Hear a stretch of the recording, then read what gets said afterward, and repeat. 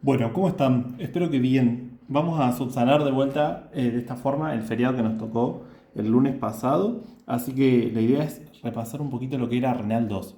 Yo les había dicho que, habíamos comenzado a Renal 1, habíamos dejado sentadas todas las bases para responder las preguntas que en el cuadernillo tienen sobre esta segunda clase del sistema urinario. Nada, acuérdense que ustedes tienen grabado material teórico, así que con esto vamos a charlar un poquito sobre eso. Así la clase que viene, que ya es el lunes. El lunes siguiente, creo que 25, vamos a ver ya comenzar con el sistema endocrino. ¿Sí? La idea es que ustedes puedan ver esto, completar el cuadernillo y que si les quedan dudas las charlemos en clase ese lunes. Así si no, ya dejamos riñón cerrado y pasamos a endocrino. ¿Ustedes se acuerdan de riñón? Vamos a ver si esto se ve. Quería usar otro color. Se ve muy poquito, pero me sirve. Eh, Habíamos charlado de riñón que la función del sistema urinario es filtrar la sangre para producir la orina y con eso eliminar los desechos. Entonces, la porción más pequeña que puede hacer ese filtrado de sangre para formar la orina y así eliminar desechos era la nefrona. La nefrona tenía una porción vascular, que era la arteriola aferente, el glomérulo y la arteriola eferente. Ese glomérulo era una red de capilares que lo que hacían era ultrafiltrar la sangre, es decir, no filtraba células, no filtraba proteínas, pero después todo el resto del plasma pasaba y caía en la porción tubular, que comienza como con una bacha, siempre les digo yo, que es la cápsula de Bowman, ¿sí? Esa sería la cápsula de Bowman, y después comienza toda la tubuladura. Tengo primero que nada un túbulo contorneado que es proximal porque está bien cerquita del glomérulo. Luego tengo un asa de Herle que tiene una porción que baja y luego otra porción que sube. Entonces será la porción descendente esta que estoy marcando ahora y ahora ascendente la que estoy marcando ahí. Luego tendré un túbulo contorneado distal y por último llegaré entonces al túbulo colector donde dreno la orina junto con otras nefronas que vienen con otros túbulos colectores distales a drenarme todo el túbulo colector. ¿Sí? Entonces esa era la porción terminal de la nefrona. A partir de ahí yo formo la orina y la orina sale excretada. Orina justo en el plano, mira, ahí está. ¿Sí? Nosotros nos vamos a centrar hoy más que nada en el asa de Herle. ¿Por qué?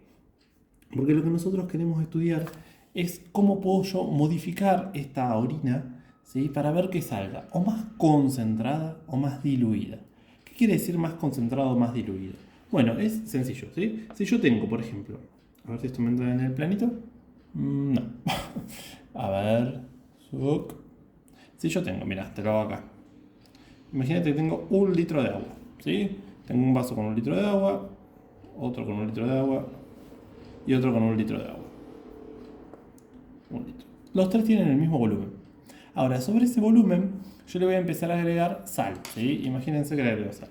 A este le agrego alguna cantidad de sal. Vamos a ponerle 10. Imagínense 10 gramos de sal que le agregué a ese vaso con agua. A otro vaso, ¿sí? A este que tiene un litro, yo le puedo agregar 5 gramos de agua, ¿sí? 5 gramos de sal, perdón. Entonces, para la misma cantidad de agua, este tiene menos sal. A otro le puedo agregar en la misma cantidad de agua 20 puntitos. Quería decir 20 gramos de sal. Entonces, este en un volumen, el mismo que es en los otros dos vasos, un litro, le agregué más cantidad de sal. Se dan cuenta que hay uno que está como más lleno de soluto, ¿sí? Y otro que está más clarito. Bueno, este que está más lleno de soluto es el que está más concentrado. ¿Qué significa que esté más concentrado? Que en el mismo volumen tiene más cantidad de soluto. Por ejemplo, de sal. En este estoy más diluido. Entonces, en el mismo volumen tengo menos cantidad de sal. Esto es lo que después le da el sabor. Y si yo tomo cualquiera de estos tres vasos, este va a estar muy salado, este va a tener poquito gusto a sal.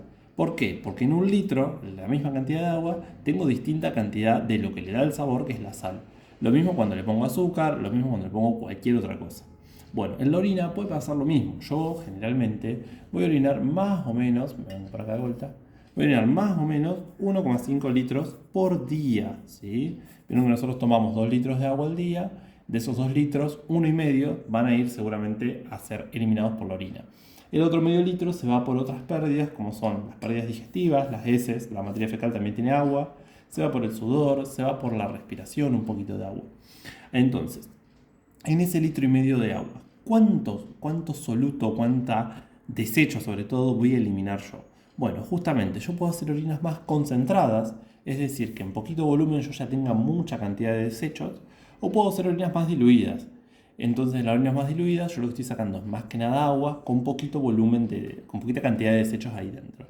Eso lo podemos ver fácilmente. Cuando hacemos pis, nos damos cuenta que hay pis que salen mucho más oscuros, ¿sí? Ese es un pis concentrado, y hay pis que salen muchas veces más claritos, ¿sí? Piensen en, por ejemplo, los días de verano que toman mucha agua, que toman mate o tereré o mucho líquido. Piensen en los días que, por ejemplo, tienen una fiesta, salen y de repente tomaron mucho. ¿Cómo orinan el otro día? Son orinas mucho más diluidas, mucho más claritas. Ahí estoy sacando líquido. Por el contrario, cuando pasa un día que estuvieron todo el día acelerados, que no tuvieron tiempo de parar en ningún momento y que cuando quieren acordar no tomaron agua, cuando hacen pis les sale poquita cantidad de pis, poco agua, y les sale muy cargada, ¿sí? Como una orina muy concentrada. Eso tiene que ver con que el riñón no puede dejar de eliminar los desechos que necesita eliminar, pero tiene que hacerlo tratando de balancear la cantidad de agua que va a perder. No puedo eliminar yo siempre, por ejemplo, 10 gramos de sal en un litro de agua. Si yo tengo que eliminar 20 gramos de desechos, por decir números aleatorios, 20 gramos de desecho, lo haré idealmente en un litro de agua, por ejemplo, o en un litro y medio, pero si de repente yo ese día no tomé agua o estoy con la presión media baja y el riñón no quiere perder volumen, bueno, el agua se va a quedar dentro del cuerpo. Entonces la orina va a tener que salir más concentrada. La primera pregunta que tienen en el cuadernillo es, bueno, ¿quién se encarga entonces de esta concentración y dilución de la orina? Bueno, la encargada de la concentración y dilución de la orina es el asa de Henle, ¿sí? El asa de Henle es el principal segmento de la nefrona que va a estar a cargo de este proceso. ¿Por qué? Porque cuando yo ultrafiltro en el glomérulo, ¿sí? Y dejo que el plasma pase con los solutos, ¿sí? Se va a decir que todo este plasma que cae con los solutos es isoosmótico. ¿Qué quiere decir que algo sea isoosmótico? Que tiene la misma osmolaridad que ¿quién? Que el plasma. ¿Qué era la osmolaridad? La osmolaridad era la cantidad de partículas que yo tengo en un litro de solución. En este caso es 300 miliosmolar, ¿sí? La osmolaridad del plasma es 300. La osmolaridad de la orina cuando comienza a formarse también es 300. Eso quiere decir que en ese momento yo ni concentré ni diluí. Estoy tratando de manejar el mismo volumen de plasma con el mismo volumen de desecho. ¿Está bien? Entonces al principio no pasa nada. Pero cuando llego a la asa de Henle es cuando eso empieza a cambiar. ¿Por qué? Porque sobre todo en la porción ascendente de la asa de Henle empiezan a ver, por un lado, una reabsorción de un desecho que se llama urea. Esa urea es uno de los desechos que está saliendo, ¿está bien? Y por otro lado, hay un transportador muy interesante que se llama, mira, te lo dibujo para que lo veas, sodio, potasio, 2-cloro. El sodio-potasio 2-cloro, que es este que te marqué acá, mete sodio, mete potasio, mete cloro. Todos los iones que yo tengo dando vueltas en el plasma, como en gran cantidad, sobre todo sodio y cloro, se los está metiendo, los está sacando del túbulo. Está haciendo una reabsorción. ¿Se acuerdan cuando pasaba del túbulo a la sangre? Entonces eso hace que acá afuera del túbulo empieza a quedar un montón de iones sueltos, urea, sodio, potasio, cloro. ¿Se dan cuenta? Empiezo a llenar todo afuera y entonces adentro ¿qué me va a quedar? Me va a quedar una orina que va a estar circulando mucho más clarita, mucho más diluida, justamente no quiero usar la palabra para decirlo ahora, pero se dice que este segmento, que es la porción ascendente de la asa de Henle, se llama segmento diluyente. ¿Qué quiere decir que es un segmento diluyente? Que le está sacando la mayoría de los solutos, el sodio, el cloro, la urea, le está sacando la cantidad de carga que está llevando ese agua. Entonces te queda una orina muy diluida ahí, segmento diluyente. ¿Está bien? Ese segmento diluyente lo que hace es, esta orina que yo había agarrado, que venía isosmótica, ahora ya no es más isosmótica. Ahora tiene una osmolaridad más o menos de 90 miliosmolar. ¿Se acuerdan que era la osmolaridad que les dije recién? La cantidad de partículas que yo tenía en un litro de solución. Bueno, mirá, acá en un litro yo tenía 300 cuando comencé a formar la orina.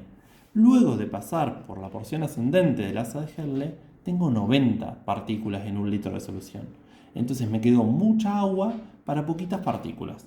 Esa es una orina diluida.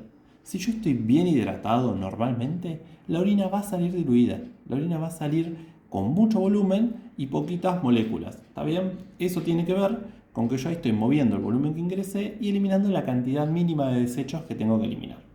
Esa urea, que hoy les dije que es un desecho, se los digo como para que sepan, después se secreta a la porción tubular, ¿está bien? Entonces la osmolaridad de la orina nunca es 90, porque si bien el asa de Herle me lo dejó en 90, cuando yo entro al colector me viene un poquito de urea. Entonces la osmolaridad de la orina es un poquito más alta, pero generalmente no llega a ser 300, porque yo lo que estoy haciendo es diluyendo esa orina. Estoy llevando más volumen que la cantidad de desechos que debería haber llevado.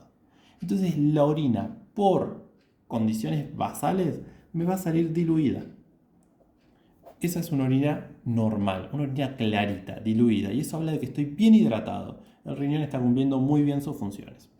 Piensen en cuando ustedes hacen pis, si sale una orina clarita, en amarillo clarito, y si no, ya saben que lo que tienen que hacer por ahí es tomar un poquito más de agua.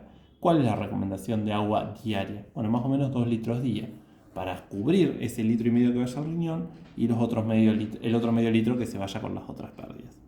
Entonces, hasta acá estamos, primer gran paso. Si no, vuelvan a rever el video, traten de entenderlo, háganse el dibujo, porque esto es lo más importante que tienen que saber, porque esta es la función basal de la nefrona. O sea, la nefrona hace esto siempre, cada vez que la orina pasa por ahí. ¿Cuál es el tema?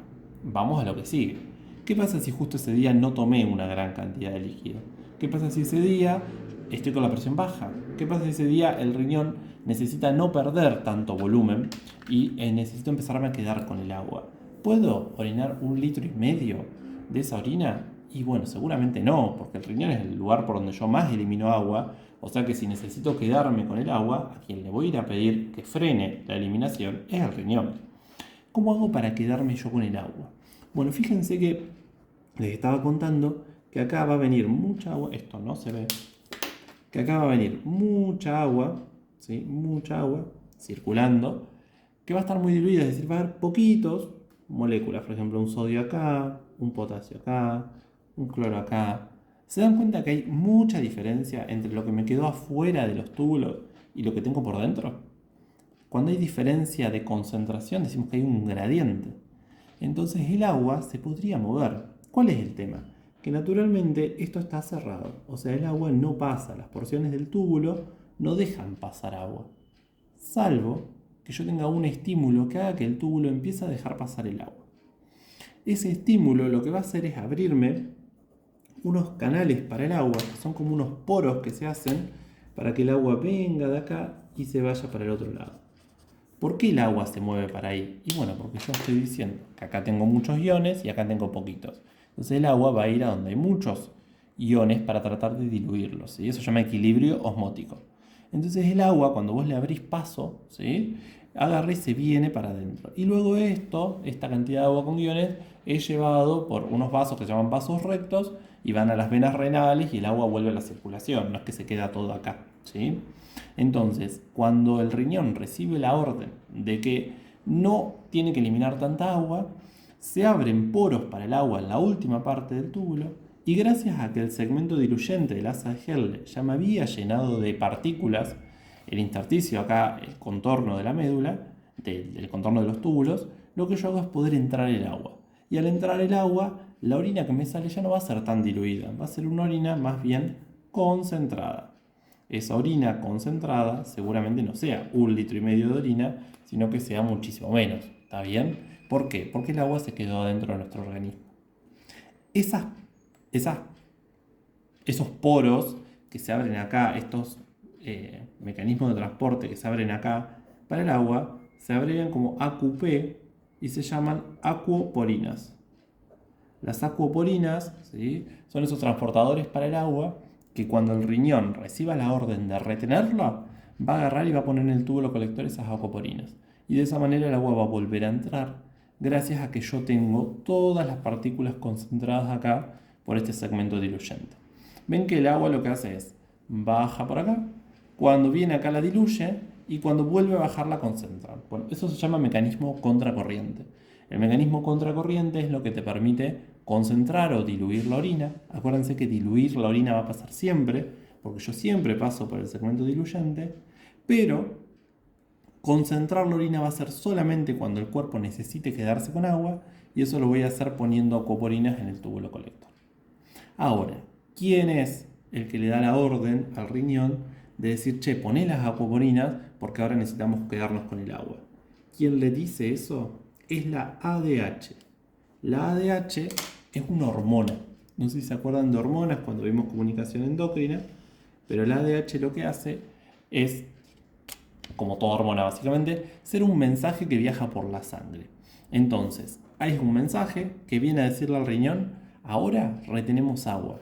Y de hecho las siglas de ADH quiere decir hormona, de hecho es la H, antidiurética. ¿Qué es diuresis? Hacer pis. Bueno, antidiurética. Fíjate que lo que te está haciendo es frenar la cantidad de pis que estás haciendo. Bueno, justamente eso es lo que hace la hormona antidiurética. Frena el volumen de pis, la diuresis, pero fíjense que yo no dejo de hacer pis. La idea es que yo pueda seguir haciendo pis, pero un pis que va a ser concentrado. Entonces yo sigo eliminando los desechos, pero en poquito volumen de agua. Porque a mí lo que me interesa es quedarme con el agua en la circulación, en el organismo. Eso es la hormona antidiurética. ¿Y por qué es un mensaje que viaja por sangre? Bueno, porque como toda hormona, si tiene que viajar por sangre, porque el órgano que la fabrica está lejos del órgano donde viene a hacer sus funciones. Yo necesito que la ADH actúe en riñón, pero ¿dónde se crea el ADH? Bueno, el ADH se crea en el sistema nervioso, ¿sí? Se crea en el hipotálamo. Miren que les voy a hacer un dibujito. Esto que les dibujé acá es un cerebro con muchas ganas. Y acá como en la base del cerebro, ¿sí?, está un grupo de neuronas que forman en realidad el hipotálamo. Ese hipotálamo está en conexión con una glándula endocrina que ustedes vieron de anato que se llama hipófisis. Entonces esto es el sistema hipotálamo hipofisario. ¿Está bien? Están comunicadas por un sistema porta que lo que hacen es estar básicamente en íntima relación para que todo lo que el hipotálamo sensa, que son un grupo de neuronas, esté conectado con estas células glandulares, con estas células endocrinas que están en la hipófisis. El hipotálamo entonces es el que crea la hormona antidiurética. Síntesis. Síntesis significa crear. La hormona antidiurética se sintetiza en el hipotálamo. ¿Qué hace la hipófisis? Particularmente la neurohipófisis, que es la que está comunicada con la porción nerviosa, con el hipotálamo. La neurohipófisis almacena y secreta la antidiurética. Entonces, el hipotálamo la crea, ya la tiene lista a la antidiurética. Y se la manda a la neurohipófisis para que la guarde y para que la libere cuando sea necesario. Entonces, el hipotálamo siempre la va a estar creando, pero se va a guardar y se va a liberar solo cuando sea necesario por la neurohipófisis. ¿A dónde se secreta? Como siempre, a la sangre. ¿Por qué? Porque es una hormona. O sea, toda hormona viaja por sangre. ¿Y a dónde va a llegar? Va a llegar al riñón. ¿Sí? Entonces, ¿quién la sintetiza la ADH? Pregunta que solemos hacer siempre. El hipotálamo. ¿Quién la guarda y la libera? Acá, la neurohipófisis, ¿sí? ¿A dónde la libera? Como toda hormona, a la sangre. ¿Y cuál es el órgano blanco? ¿A dónde tiene que ir a cumplir su función? A los riñones. ¿Cuál es la función de la antidiurética? Disminuir la diuresis, disminuir el volumen de orina. ¿Por qué? Porque se queda con el agua. Lo que le pide al riñón es que saque una orina concentrada y que reabsorba agua. Entonces, de esa manera, yo me quedo con el agua en la circulación y hago una orina mucho más concentrada, que en poquito volumen se lleve todos los desechos que tengo que eliminar. Bien, esa es la función de la antidiurética. ¿Cuándo va a ser necesaria la hormona antidiurética? Cuando el hipotálamo sense, ¿sí?, cuando el hipotálamo que la sintetiza sense que la osmolaridad del plasma está aumentada. Ese es el estímulo. Mira cómo no se ve. Cuando la osmolaridad del plasma está aumentada. A ver. Para un segundo. Si la cámara me acompaña. Ahí está. Bueno, esto se puede caer en cualquier momento. Este es el estímulo principal para que yo sintetice, en realidad libere, porque acuérdense que la sintetiza siempre el hipotálamo, pero para que libere la hormona antidiurética. Bien, paren que voy a acomodar esto. Mirá el cambio de plano que les metí, debo haber perdido. Perdón por la humildad de este video. Entonces, aumento de la osmolaridad plasmática, el principal estímulo que yo necesito para que la hormona antidiurética que sintetiza el hipotálamo se libere, ¿sí? Se libere a la circulación. ¿Quién la liberaba? La neurohipófisis, que es quien la tenía guardada.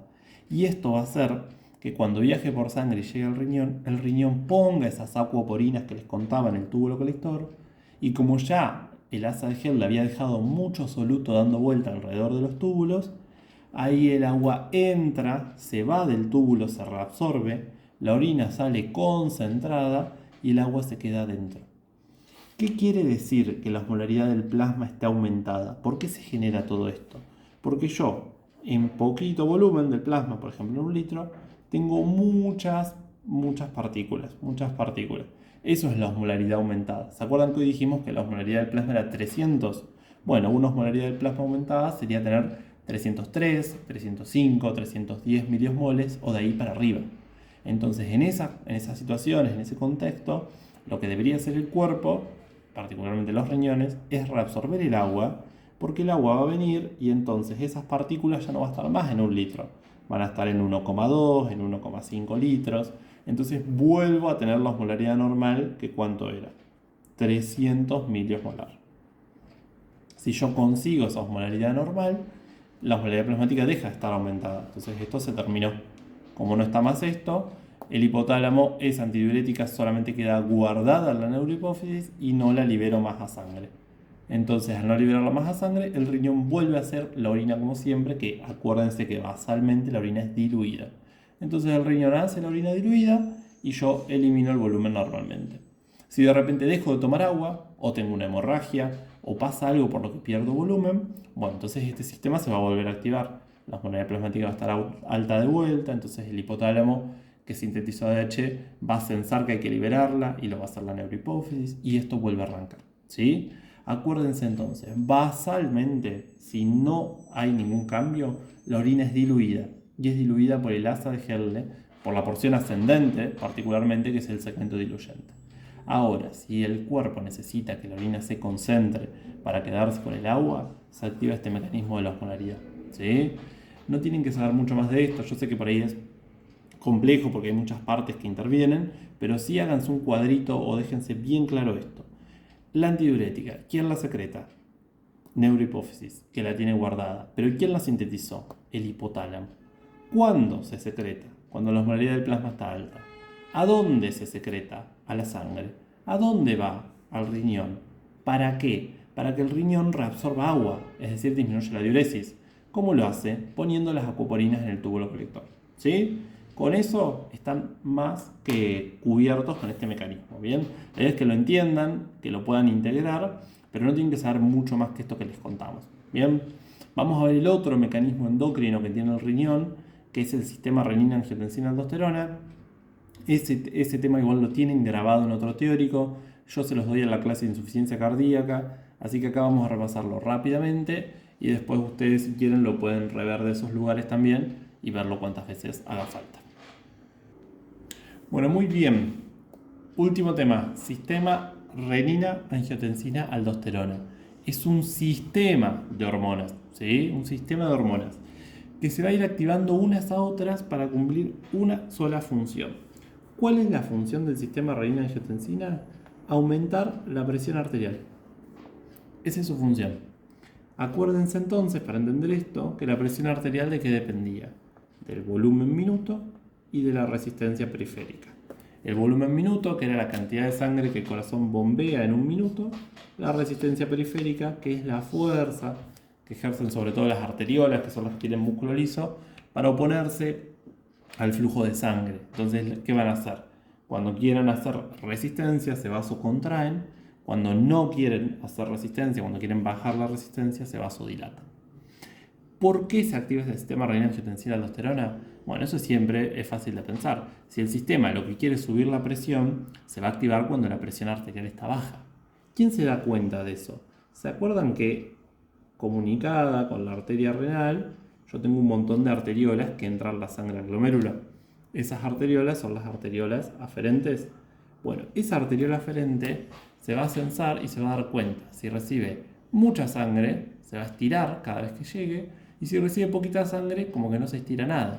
Entonces, cuando la arteriola aferente se estira poquito, eso quiere decir que la sangre está viniendo con poca presión. Entonces, si la arteriola aferente siente que hay baja presión, lo mismo que si hay adrenalina dando vuelta, que la adrenalina, ¿se acuerdan que era la del simpático? El simpático está activo generalmente para subir la presión. Entonces, Si la presión está baja, seguramente va a haber adrenalina dando vuelta. O lo mismo si hay poco sodio, ¿sí? Que el sodio siempre va con el cloro, en las partes de los túbulos, principalmente el túbulo contorneado distal. Estos son los tres estímulos que hacen que el sistema renina-angiotensina-aldosterona se active. Entonces, ¿vieron que hoy decíamos cuándo se activa la hormona antidiurética y era cuando la osmolaridad plasmática estaba alta? Bueno, ¿cuándo se activa el sistema renina-angiotensina-aldosterona? Cuando la presión está baja, que eso se da cuenta en la arteriola aferente, cuando hay adrenalina dando vuelta, o cuando el cloruro de sodio está bajo, sobre todo en el túbulo contorneado distal. Eso lo sabemos si hay bajo sodio, o sea, si hay bajo sodio se atrae poca agua, entonces el volumen va a estar bajo, tiene que ver con eso, ¿sí? Cuando cualquiera de estas tres cosas sucedan, lo que va a hacer el riñón, acá cerca del glomérulo, en un aparato que se llama juxa glomerular, es liberar una hormona que se llama renina. Y ella es la primera hormona que aparece en este cuento, ¿sí? La renina va a salir, como toda hormona, a la sangre. Todo esto se va a ir dando en la sangre, porque es un sistema de hormonas y las hormonas viajan por sangre. Entonces, cuando la renina salga, se va a encontrar con otras proteínas que andan dando vuelta en la sangre, como por ejemplo una que sintetiza el hígado, que se llama angiotensinógeno. El angiotensinógeno es una proteína plasmática, es como el fibrinógeno, es como la albúmina, son proteínas que el hígado sintetiza y que andan dando vuelta por el plasma. Presten atención acá, la renina no va al hígado a sintetizar angiotensinógeno. El angiotensinógeno está siempre dando vuelta. El tema es que cuando el angiotensinógeno anda circulando por la sangre y se encuentra con la renina lo convierte, porque corta un pedacito de esa proteína, en angiotensina 1. ANG es angiotensina 1.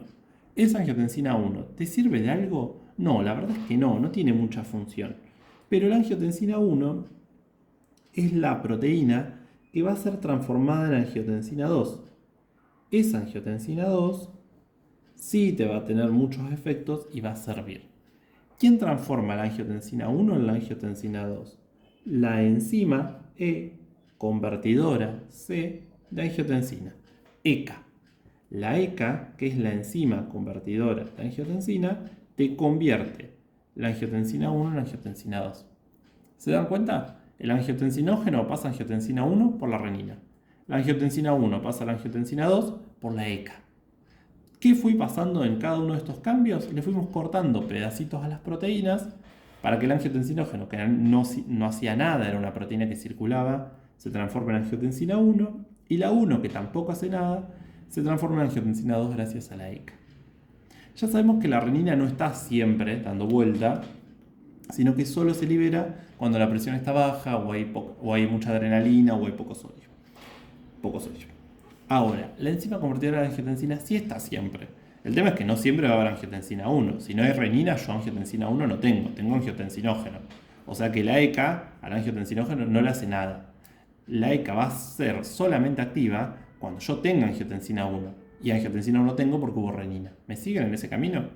Si la presión no está baja y el sistema no está activo, nada de esto pasa. Yo tengo el hígado sintetizando angiotensinógeno, ese angiotensinógeno circula por la sangre y no pasa nada más. Ahora, cuando la presión baja, cuando el riñón se da cuenta que hay poco sodio, que hay adrenalina, te libera la renina, entonces ahí aparece la angiotensina 1 y la ECA, que estaba siempre, pero hasta ahora no tenía función, la convierte en angiotensina 2. ¿Dónde está la ECA? En los capilares, ¿sí?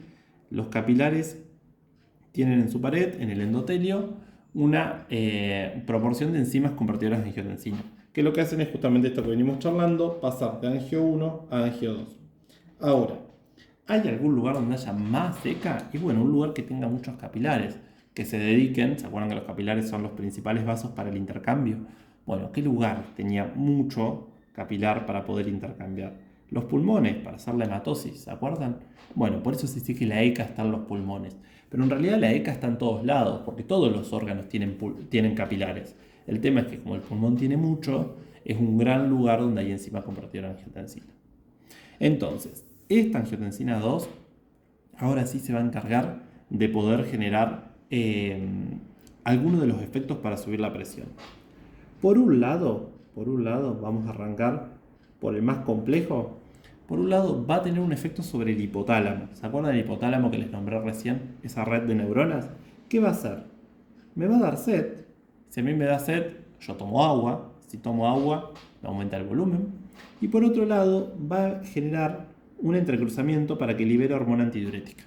Entonces, al liberar hormona antidiurética, le pido al riñón que se quede con el agua, tomo más agua, elimino menos agua, sed y ADH, y el volumen sube. Si el volumen sube, la presión sube y cumplo con un objetivo del sistema.